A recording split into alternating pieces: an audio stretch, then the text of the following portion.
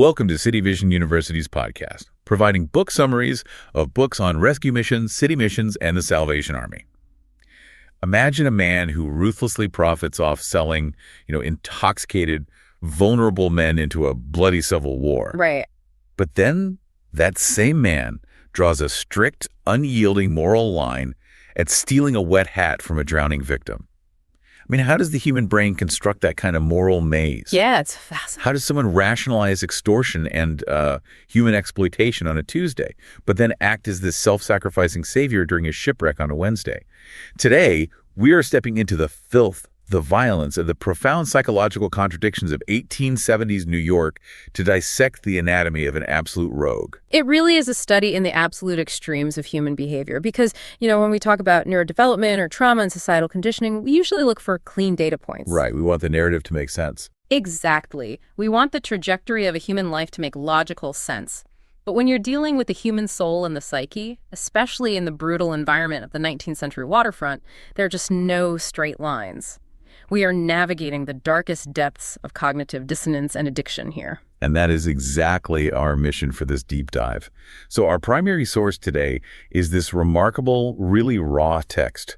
It's called Transformed, or The History of a River Thief, briefly told. It's quite a title. It is. Mm-hmm. And it was published by the subject himself, Jeremiah Macaulay, back in 1876. Plus, it features this really fascinating preface written by Mrs. Helen E. Brown. We are going to explore the mechanics of how a man goes from being a ruthless, prize-fighting river thief and a convict and a bounty scammer to founding one of the most effective and famous rescue missions in New York history. To set our thematic foundation, we really have to examine the tension that's laid out right at the beginning in Mrs. Brown's preface. She establishes this stark, deeply uncomfortable contrast between what she calls respectable sinners and the outcast and fallen. Oh, that phrase, respectable sinners, it's so sharp. It really is. And the central argument of this text, like the caudal thesis will be unraveling, is that no one is past the human hope of resurrection. The book basically throws down a sociological gauntlet. How so? Well, it argues that the exact same grace required to save a polished, polite, philanthropic member of high society is the exact same grace required to save a violent criminal. There is this democratization of human brokenness here that completely defied the rigid class structures of the 1870s. Yeah, and she actually quotes a radical idea from her time. She notes that the publicans and the harlots go into the kingdom of God before you, meaning the outwardly polished, respectable folks who hide their moral failings behind wealth and status. Exactly. It's a direct challenge to the establishment. She writes that her goal is twofold.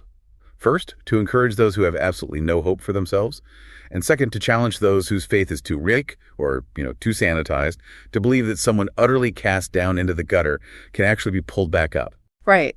And to understand the magnitude of the radical transformation we're going to see at the end of this deep dive, we can't just jump straight to the redemption. We first have to clinically examine the specific environment that built Jerry Macaulay. Right, the origin story. We have to look at the making of a rogue. And that starts from the very first foundational cracks in his worldview. So let's start in Ireland. Jerry's entry into the world is, in his own words, a dark beginning, broken up by sin. Yeah. His father is actually a counterfeiter who flints the law, basically abandoning the family before Jerry even really knows him. Which is a massive trauma right from the start. Yeah. So right out of the gate, you have the total absence of a stabilizing paternal figure, replaced by this ghost of a wanted criminal. And he's placed in the care of his grandmother, who the text describes as a devout Romanist. And we need to contextualize what that meant in the mid-19th century. For an impoverished Irish family, religion wasn't just, a spiritual practice. It was the sole structural anchor in an otherwise totally destitute existence. Right. His first recollections of his grandmother are heavily sensory. He remembers watching her count her beads and literally prostrating herself to kiss the floor as an act of physical penance. But I'm looking at this dynamic, and I'm thinking about how children process authority and authenticity. Yeah. Because Jory, being this mischievous, likely very neglected kid, would take the opportunity while she was face down on the floor to throw things at her head. Which is such a striking image. It is. And when she rose from her knees, breaking from this deep physical posture of sacred devotion, she would immediately pivot to cursing and swearing at him. The whiplash there is intense. Exactly. If I'm a child and I see an adult perform a sacred, supposedly transformative ritual and then immediately hurl abuse at me, I'm not just going to reject the ritual. I'm going to categorize all morality as a theatrical performance designed to manipulate people. That is precisely the psychological mechanism at work here. You've hit on the exact root of his later cynicism. Yeah. Because children are incredibly astute behavioral economists, right? Oh, totally. They see right through the facade. They don't listen to the words adults say. They track the physical outcomes of adult behavior. For young Jerry, he is witnessing a profound, basically irreconcilable disconnect between faith and action. Right. If religion is merely a physical ritual, like counting beads or kissing a floor that doesn't actually alter human behavior or offer any emotional regulation, then it holds absolutely no moral authority to him. It just teaches him that rules are a costume. I mean, morality is just a coat you put on when society is watching, and you take it off when you're angry. Precisely. It entirely inoculates him against taking any institutional authority seriously later on. I mean, why should he respect laws or police officers or religious codes when his foundational baseline is that the people practicing these codes are fundamentally unchanged by them? Right, it's all fake to him. Yeah, this hypocrisy paves the way for a deep-seated, intensely protective cynicism. So, armed with that cynicism, he is sent to New York City at age 13 to live with his married sister. And we have to picture New York in the late 1850s and early 1860s. This isn't a city with a robust social safety net. Not at all. It was ruthless. It's a hyper-capitalist, brutal environment for an immigrant kid. He starts running errands, assisting in business, and he notes that he quickly learns little tricks. Dishonesty basically becomes a survival tool for him. It was adapt or perish. Exactly. It doesn't take long for him to realize that the legitimate path is slow and unrewarding. So he decides he can live by his own wits. He leaves his sister's home and heads straight for Water Street. Water Street. It is honestly impossible to overstate the socioeconomic vacuum of the Fourth Ward and Water Street during this era. It was the absolute epicenter of the maritime vice economy. It's just totally lawless. Completely. You had boarding houses that were essentially fronts for extortion, illegal bare-knuckle boxing rings, rampant prostitution, and an entire localized economy built entirely around separating sailors from their wages by any means necessary. And Jerry moves right into the heart of it. He takes board with a family there, starts associating with two young men, and they begin a highly specific trade. They become river thieves. Now, the term sounds almost romantic, like a swashbuckling pirate. But the mechanics of this trade were dark, gritty, and physically exhausting. Oh, absolutely grueling work. Yeah, they had a small rowboat. They would row out into the treacherous currents of the East River or the harbor at night, completely blacked out. They would board commercial vessels in the darkness, steal whatever cargo they could lay their hands on, and row back. And the cycle of this lifestyle is incredibly telling. Because they weren't stealing to build wealth or, invest in a future. No 401ks for river thieves. Exactly. They would take the stolen goods to fences in the city during the daytime, sell them for cash, dress up in flashy clothes, and blow every single cent in the vile dens and saloons of Water Street within hours. And alongside this, Jerry becomes a bare-knuckle prize fighter. Looking at this ecosystem, I mean, it is identical to the sociology we see in modern cartel foot soldiers or street-level gang networks. That's a really sharp parallel. It's this closed, violently policed ecosystem where your status isn't built on education, intelligence, or societal contribution. Your status is built entirely on your capacity for physical dominance. Your willingness to commit violence? Yeah, and your ability to flaunt ill-gotten wealth. You steal. You flex the cash by dressing up to prove your dominance. You spend it all on vices to anesthetize the stress of the lifestyle, and then you wake up broke and start the hamster wheel of adrenaline all over again. The comparison to organized crime is spot on because both environments demand a highly specific evolutionary adaptation. You basically have to turn off your long-term risk assessment. Because if you think about tomorrow, you panic today. Right. If you are constantly thinking about the future, you will freeze. You have to live entirely in a hyper-vigilant present. And just like modern criminal syndicates, there is a fatal flaw in this ecosystem. Which is? There is zero actual loyalty among the participants. Oh, man. Which brings us to the great irony of his criminal career. Jerry becomes too good at being bad. He overplayed his hand. He really did. His violent nature, his prize fighting, his dominance, it actually makes him a liability to his own criminal associates. The ecosystem turns on him. They decide he's too dangerous or maybe just taking too much of the cuts, so they conspire against him. And they frame him. They do. They frame Jerry for a robbery he actually did not commit. This is such a critical inflection point. The text specifically notes a legal reality of the time. It says he had no friends, no advocate at court. Meaning he was on his own. Entirely. As an impoverished Irish immigrant with a known criminal reputation and no financial backing, the legal system was never going to presume his innocence. He reflects on this later, saying, "It is a bad thing, sinners, not to have an advocate at court." Because of this total lack of representation, he's convicted and sentenced to 15 years in Sing Sing State Prison. 15 years. It's a massive sentence. It's basically a life sentence in that era. But here is where the narrative takes a bizarre psychological turn. I'm struggling with the math here. He is completely innocent of the specific crime that sends him away. Yet later in life, he credits this blatant failure of the justice system as God's ultimate mercy. It sounds paradoxical. It sounds like a form of retrospective Stockholm syndrome with a corrupt system. Yeah. I mean, how does he cognitively justify a rigged conviction as divine intervention? It's a brilliant question, and it requires us to step outside the concept of legal fairness and look at the sheer physics of his trajectory. If Jerry had remained on Water Street, what was the statistical probability of his survival? Pretty close to zero. Exactly. He was a heavy-drinking, violent, prize-fighting thief operating in the dark on open water. He was going to catch a bullet from a ship's captain, get a knife in the ribs from a rival thief, or die of disease or alcohol poisoning within 24 months. So the injustice was basically an emergency extraction. That's exactly what it was. He couldn't see it then, of course. He was handcuffed and put on the train cars to Sing Sing, burning with a deeply justified vengeance.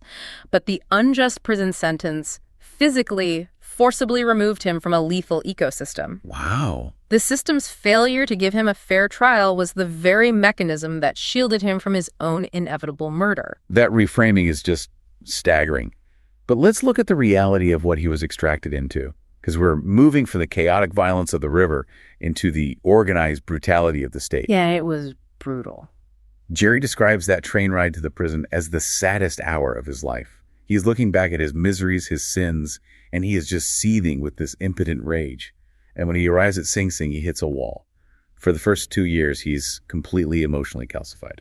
We have to understand the mechanics of the 19th century penal system to grasp what those 2 years were actually like. Sing Sing operated on the Auburn system. Can you break that down for us? Sure. This wasn't just incarceration. It was designed as psychological demolition. It involved the strict silence system. Prisoners were forbidden from speaking to one another ever. That sounds like torture. It was. They moved in lockstep. They worked grueling, hard labor during the day and sat in tiny, damp, isolated cells at night. The goal was to completely break the prisoner's will.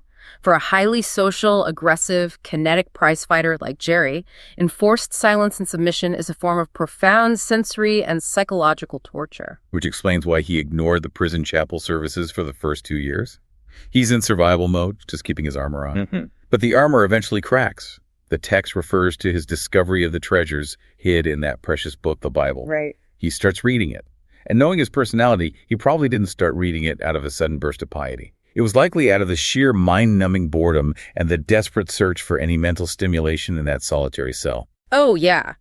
When your external stimuli are reduced to stone walls and silence, anything that provides a narrative becomes a lifeline. He begins to read, and the text begins to work on him. But Jerry doesn't do anything quietly. He doesn't just read the Bible and sit in his cell contemplating. He immediately turns it into action.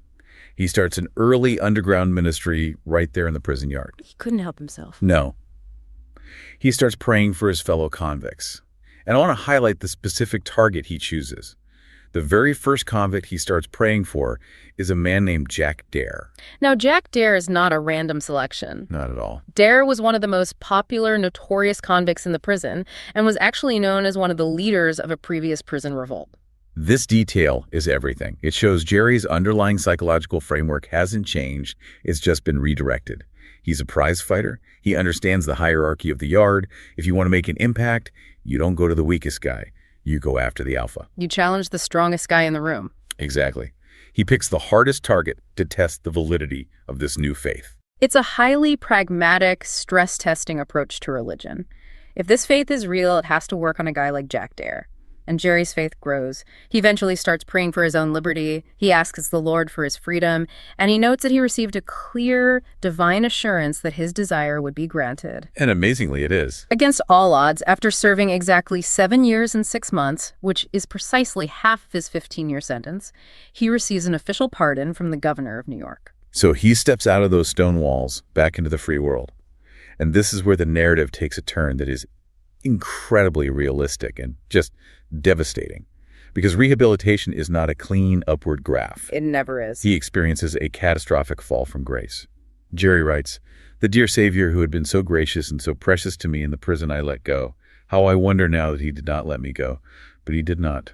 The whiplash of freedom is a really well-documented psychological phenomenon for the institutionalized. Think about it. For 7.5 years, his every hour was dictated by guards. He had zero autonomy. Right. The external structure was incredibly rigid. Suddenly, he's back in New York City, the structure evaporates, the immediate threat of the lash is gone, and the ambient noise of his old life comes rushing back in. He initially tries the legitimate route, though. He gets a job in a large hat shop. But Jerry is still Jerry. He has a dominant, highly disruptive, charismatic personality. The workmen at the shop decide to have a strike. And Jerry jumps right in. Instead of keeping his head down and protecting his hard-won freedom, Jerry becomes one of the primary ringleaders of the strike. He escalates the situation, gets everyone fired, including himself, and is suddenly thrown completely out of employment. Which is the worst possible trigger. Yeah, and this loss of income triggers a pivot into a business that is, quite frankly, atrocious. We are talking about the bounty business during the American Civil War. So let's break down the mechanics of this scheme. During the Civil War, specifically after the Conscription Act, the government and local municipalities were offering massive cash bounties. We're talking sometimes hundreds of dollars, which was a fortune back then. A literal fortune. Right. They did this to get men to enlist in the military or to act as paid substitutes for wealthy men who had been drafted. Jerry realizes there is a massive inefficiency in this market that he can exploit. He basically becomes a broker of human bodies. It's chilling. He writes that he would pick men up wherever he could find them, get them half drunk, and coax them to enlist. The men would sign the papers, receive the massive bounty payout, and Jerry would act as their agent and take a massive premium, sometimes stealing half the amount before the guy even sobered up. I want to pause and dissect the psychology here, because on the river, Jerry was a thief. He stole inanimate cargo. It was violent, yes, but it was property crime. This bounty scheme is a profound psychological escalation. Right. It feels fundamentally different. The level of sociopathy required to sit across from a vulnerable man, pour him drinks until his cognitive function shut down, and then legally sign his life away to face a firing line. I mean, that's human trafficking masked by wartime bureaucracy. It absolutely is. Is this just opportunistic greed, or is there a deliberate psychological numbing happening? It is absolute emotional anesthetization.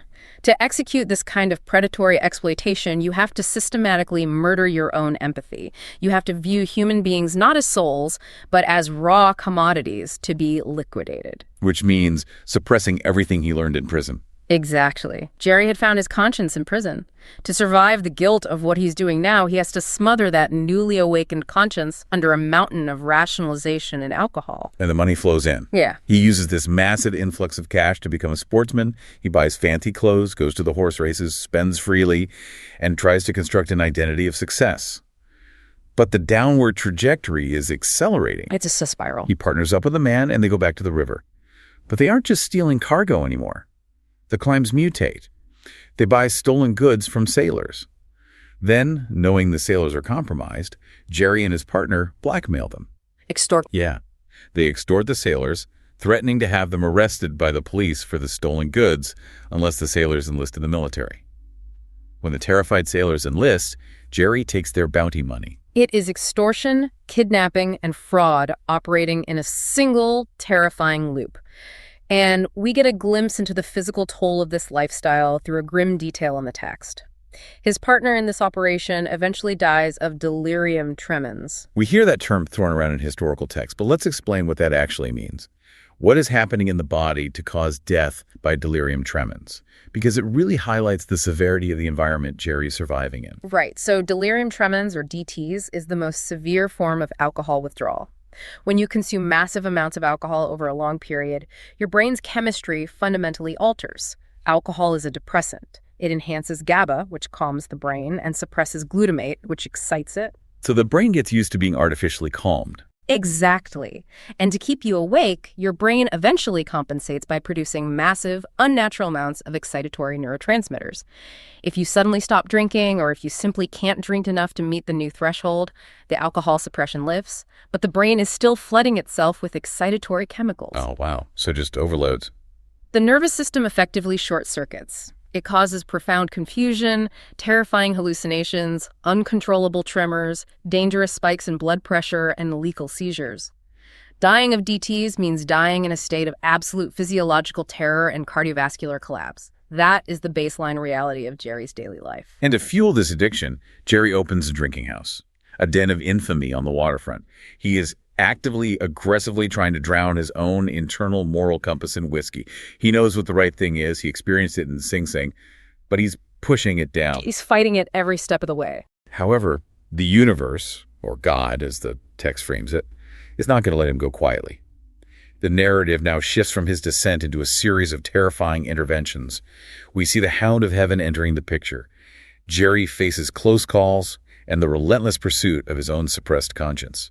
The Hound of Heaven is the perfect theological and psychological framework for this sequence. It represents this relentless, almost aggressive pursuit by grace.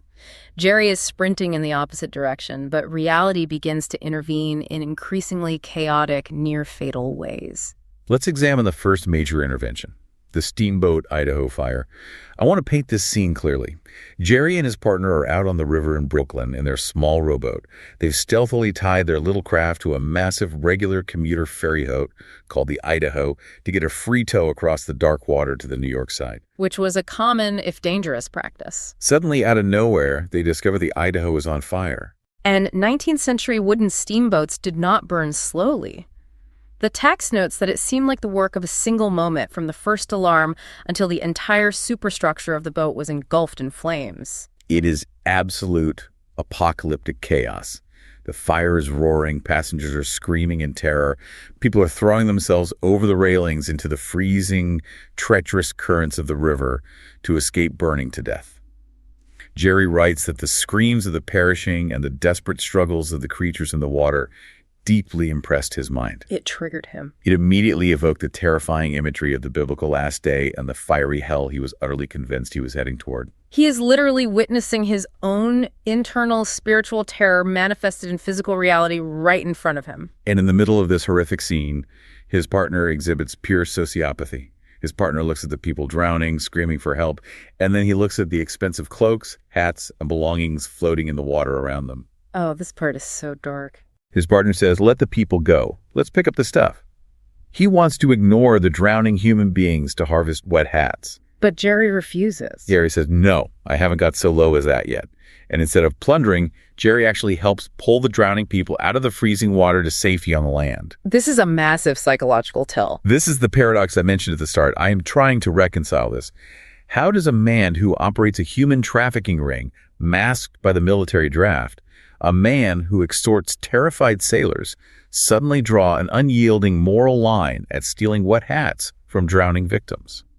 What does this reveal about how criminals construct their moral codes? It reveals the absolute necessity of a moral baseline, a psychological floor, so to speak, to prevent total ego collapse. When an individual is engaging in abhorrent behavior, cognitive dissonance sets in. Right. To survive that dissonance without going mad, the criminal mind creates a highly specific, often totally arbitrary moral hierarchy. They have to define someone else's actions as monstrous so they can define themselves as merely flawed. Like saying, I may be an extortionist and a thief, but I am not a ghoul. I'm a professional, not a scavenger. Exactly. It is a vital defense mechanism. If Jerry admits he has no lines at all that he would let a person drown for a $2 hat, he has to face the total unbearable horror of his own soul. He can't handle that. By drawing this specific line in the water, he is preserving a tiny, microscopic sliver of his humanity. He is proving to himself that he's still capable of virtue. And that tiny preserved sliver of conscience is exactly what will eventually be used to break his defenses completely open. That makes perfect sense. Yeah. He needs to believe he's still a man, not a monster. Yeah. But this intervention doesn't stop him. He goes right back to the crime. The next incident highlights the sheer absurdity of his risk assessment. The incident of the $1.50 rope fender. This one is just baffling. They are sneaking up on a ship docked in Brooklyn. Jerry is trying to steal a rope fender, which is just a woven bumper hung over the side to keep the ship's hull from rubbing against the wooden dock. The entire item is worth maybe $1.50. The economics of this crime are baffling. The ship's captain spots them in the dark.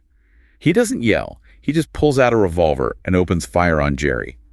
Once, twice, 3 times, 4 times. Jerry says the bullets came so incredibly close he could literally feel the air displacement as they whizzed past his head. But none of them strike him. He is risking taking a fatal bullet to the brain for pocket change. This illustrates how entirely degraded his sense of self-worth has become. He places absolutely zero value on his own existence. And then comes the near drowning, which serves as the final, profound external shock to his system. Jerry and his partner are out on another plundering expedition. Jerry is incredibly intoxicated. He is so impaired that he can't even safely participate in boarding the target ship. He's a liability at this point. He has to stay behind in their small rowboat while his partner does the actual robbery. And while waiting, in his impaired state, he slips. Jerry falls out of the boat into the dark, freezing currents of the river. The physics of the river take over. The boat drifts in one direction, and the powerful underwater eddy catches Jerry and pulls him down. He's sinking into the blackness. He touches the muddy bottom. He struggles and rises to the surface, gasping, only to sink again. It's terrifying. He rises again, his lungs burning. Finally, miraculously, the shifting tide brings the drifting rowboat back toward him. The shock of the freezing water has sobered him up just enough to allow him to grab the gunwale and drag his heavy, soaked body over the side. He is lying in the bottom of the boat, freezing, having just narrowly escaped asphyxiation. And in that immediate aftermath, he experiences a cognitive event. Yes. He hears a voice. A clear, incredibly distinct impression hits his mind like a physical blow. The voice says, "God has saved you for the last time. If you ever go out on the river again, God will let you drop into hell and be lost." Now, consider the standard narrative of a near-death experience.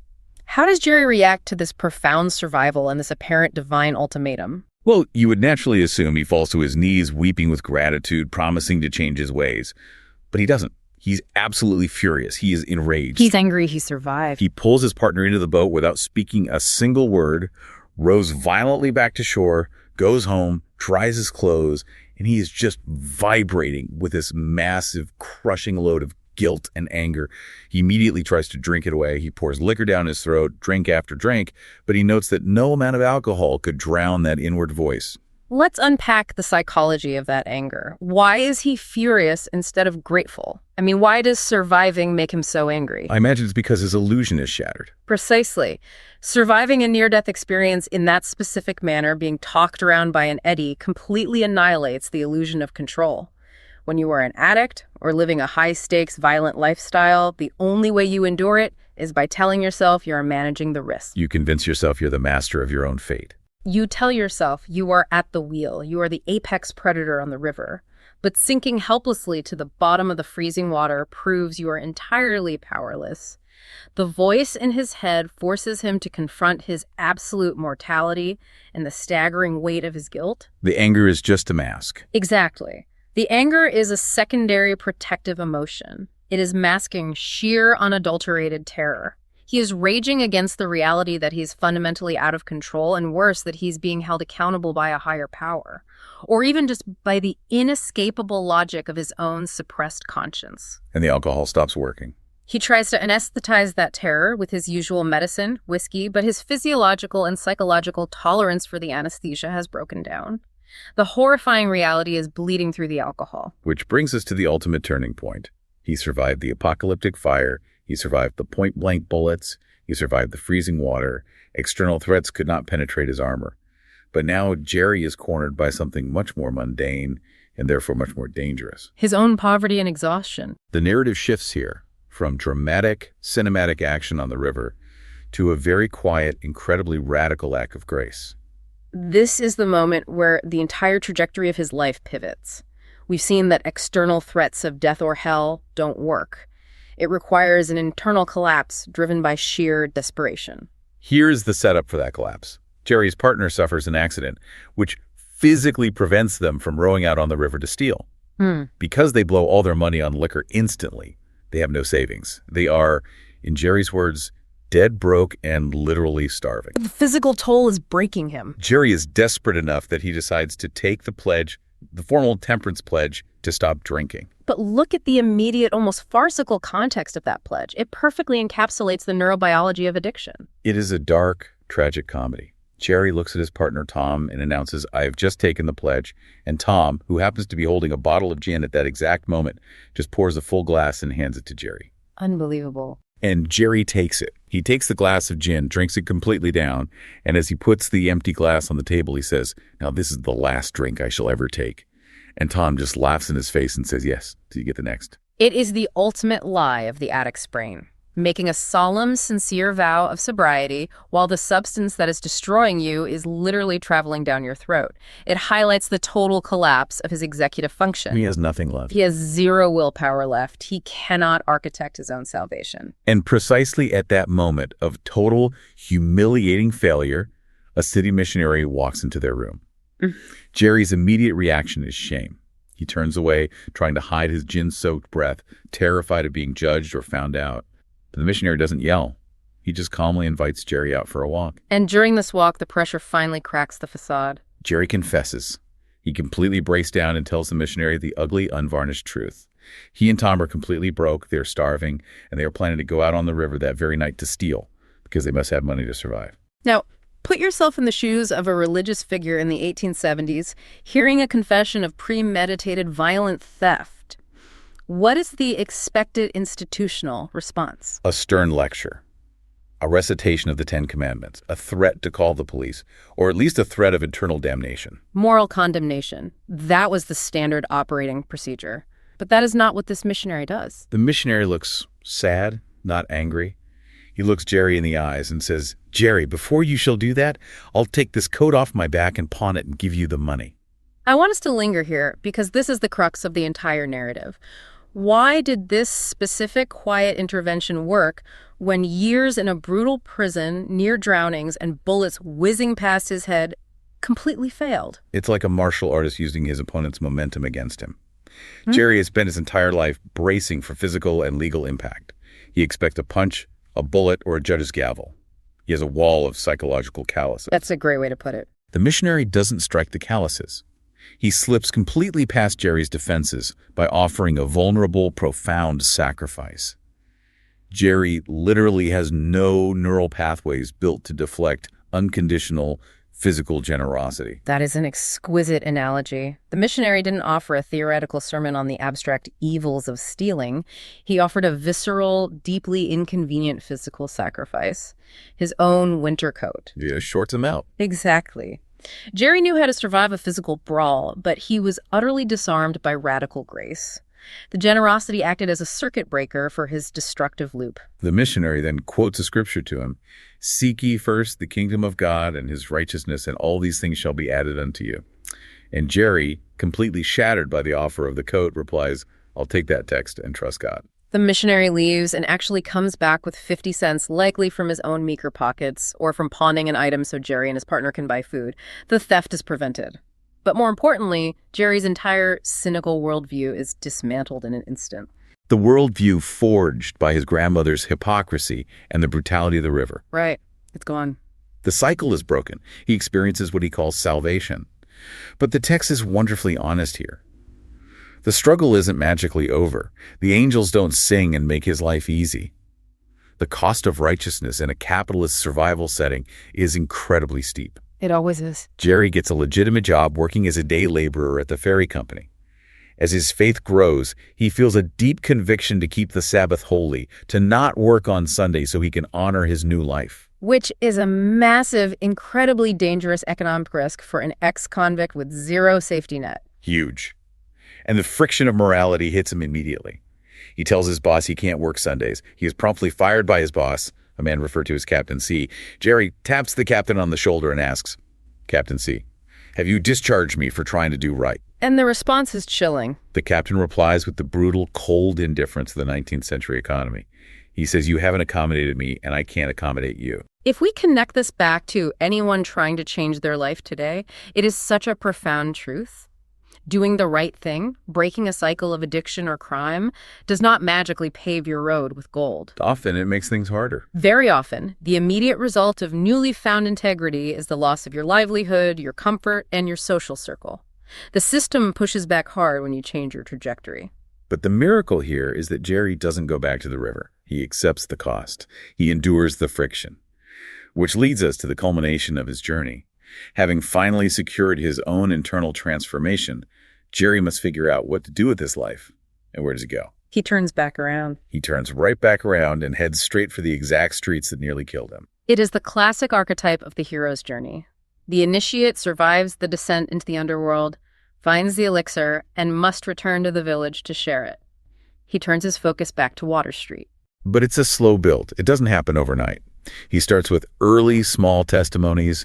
He starts speaking out at his new day jobs. He reproves a fellow workman for swearing, and the response is immediate mockery. Naturally. The guys call him a churchman and a hypocrite, knowing his violent past. But he absorbs the mockery and keeps at it, and he successfully leads a German co-worker to experience the same conversion he did.